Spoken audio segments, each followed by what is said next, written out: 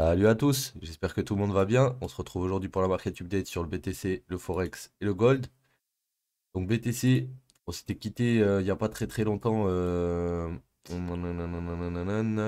cette zone. C'était le dernier stream que je vous avais fait sur Twitch. On avait range ici, pris la liquidité au-dessus et en dessous. Donc selon moi, ce move est bearish, d'accord? On risque d'aller plus bas.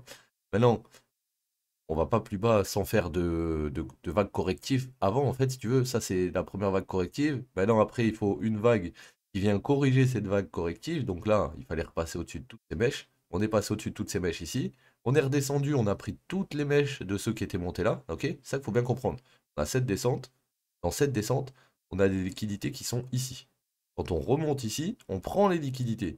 Et une fois qu'elles sont prises, il n'y a plus personne à prendre, à part le top. Mais le top est encore loin. Du coup, il faut qu'on prenne de l'élan. Donc on revient prendre des liquidités de ceux qui sont montés, prendre celles-là, ok? Et une fois qu'il n'y a plus personne à prendre, comme tu peux voir, on est pris toutes les mèches, et ben on rebondit, si on ne prend pas le lot, ok? Et du coup, le rebond, il nous amène à faire quoi? Une espèce de B, en fait. Donc la B, elle devrait aller au 100, 123, 161,8 maximum. Et là, on s'est arrêté où? 100, 123. Donc, on attendait un drop dans cette zone. Maintenant, je ne savais pas si, depuis cette zone, on allait après recasser toutes ces mèches et partir plus bas directement. C'est pour ça que j'avais mis une Fibo. Là, on voit qu'il y a eu une très belle réaction sur les 78,6 de la Fibo. Donc, ce qu'on peut faire, c'est que ceux qui sont en longue déjà sur ces niveaux peuvent faire quelque chose comme ça, inverser, et éventuellement prendre des TP dans cette zone. Pourquoi? Parce que vous avez cette descente qui a pris la liquidité, pareil, de la montée précédente. Et là, si on remonte, les liquidités sont là, là et ici. Donc, le palier qui est juste au-dessus d'ici, c'est les 78,6. Et ils sont un peu loin quand même. Mais il y a un gap à fil. Donc, je dirais 47,3 par là, ça devrait être une belle zone si ça rejette pour shorter l'AC. Ok? Maintenant, on peut aussi aller plus haut. Donc, faut juste voir ce qui va se passer comme réaction dans vos fibos. D'accord? Maintenant, les zones où c'est que vous étiez censé avoir un plan, entre guillemets, c'était celle-ci. Elle a déjà payé. Et c'est celle-ci au-dessus. D'accord? Donc, pour le BTC, il n'y a pas grand-chose à faire de plus aujourd'hui. On va faire un tour sur le Forex. Euro USD. Donc, l'euro USD, on avait vu qu'il y avait un point d'entrée ici. Hein, on vous l'avait call. On avait mis la Fibo, on était au 61,8, il y avait la value à l'eau, etc. Enfin bref, il y avait tout d'aligné ici. Ok? Donc depuis on est venu ici, on est remonté au top, et au top, qu'est-ce qu'on a? On a plein de mèches jusqu'ici. Donc là, on est venu prendre les mèches. On a une dernière mini-zone ici qu'on pourrait aller mêcher si jamais là, ça serait juste une prise d'inducement avant d'aller plus haut. Donc du coup, on a une div ici, elle a été chassée en dessous, mais il n'y a pas de clôture. Donc on va pas valider ça tout de suite. Je pense actuellement, on a rebondi au 61,8. Si on met une Fibo inversée, nous sommes au 78,6. Ok?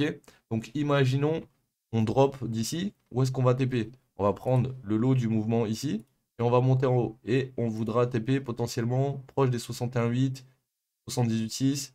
Tout dépend où c'est qu'on bloque. En tout cas, on a un daily aligné avec le POC. On a les 61,8 juste en dessous. Ça pourrait être une très grosse zone de rebond. Donc dans l'idée, si on monte ici et qu'on drop, on va TP dans cette zone. Si on remonte pas ici et qu'on drop maintenant, on aura un retest et on viendra retester cette zone. Ok? Donc voilà, ça c'est le plan pour le l'euro USD. On va aller voir le GBP. Le PUSD, il devait prendre toutes les liquidités d'ici, il les a prises. On est redescendu, on a pris toutes les liquidités de ceux qui montaient. Après, on est remonté parce que le trend est bearish court terme. On a pris toutes les liquidités internes de la leg précédente et le high. Ok? Donc maintenant, si lui il retrace, qu'est-ce qu'il peut faire? Il peut prendre toutes les liquidités internes de cette leg, donc redescendre par là avant de repartir.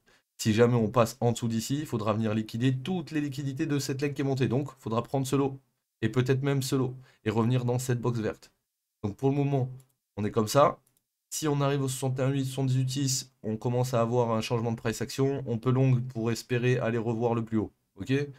Si quand on arrive dans cette zone, on avale, on commence à casser en dessous, shortez pas parce qu'on est déjà dans le bottom de la leg, mais attendez-vous à un retournement plus bas ici, dans cette zone. D'accord? On va finir avec le gold. Donc le gold, on avait vu une espèce de ABC qui commence à remonter. On avait commencé à la tracer d'ici. Ok? On a recréé un lot. Donc ben, on va juste ajuster notre fib, hein. Chose qui arrive des fois. Et là, qu'est-ce qu'on voit? On voit que les 100% sont alignés avec les 61,8 et le daily. Donc là, les gars, c'est plutôt rare d'avoir autant de confluence sur le même niveau. Donc là, vous devez avoir absolument une alerte à 45, déjà. Et dès qu'on va arriver à 45, il y a un monde où on peut push 50, voire 55. Si vraiment les boules, ils ont faim. Mais si on n'arrive pas à passer juste cette zone-là, parce que cette zone, elle est importante. Il y a le daily, il y a la FIBO, il y a la ABC. Les 100% sont alignés pile poil avec les 61,8 et le daily. Et ça, c'est quand même quelque chose d'incroyable. Donc du coup, faire très très très attention à 2045-2046, parce que si on a une div et qu'elle break, on redescendra prendre les liquidités de cette leg qui vient de monter. Et donc si on monte au 61,8 et qu'on drop d'ici, on pourrait très bien potentiellement shorter 2045 jusqu'à 2030, voire 2025. Ok les gars? Donc voilà. C'est la market update d'aujourd'hui. J'espère qu'elle vous aura aidé un petit peu. On se capte sur le Discord. Prenez soin de vous les mecs et je vous dis à demain. Ciao l'équipe.